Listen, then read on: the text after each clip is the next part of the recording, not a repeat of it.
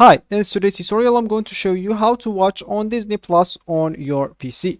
So first of all, of course, all you need to do, just go and open the browser this you're going to use to follow the tutorial steps with. So of course here in my case I'm actually using Brave, but of course in your case you can use any other browser, could be possibly working for you.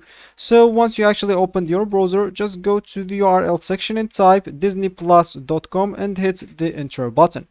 That will certainly take you into this page, unless you are not logged in into your account or you don't even have an account.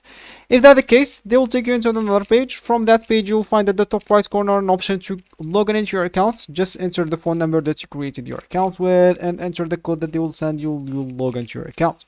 Of course, if you want to click add sign up now and create your account, you'll find a video on this channel on how to do that.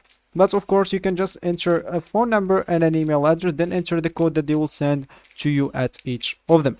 So once you did that, once you created your account or log into your account, you'll find yourself here at this home or at this main screen.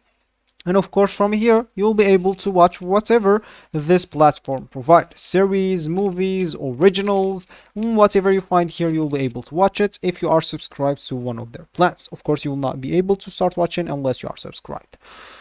So, of course, if you scroll down, you'll be able to watch whatever you want here. If you didn't find it, you can just go here at the left and click add search, then look for whatever you want. So let's say an example. Of course, you'll find even here your search history. For me, I just searched for this Avengers Endgame. I'm just going to click on it again.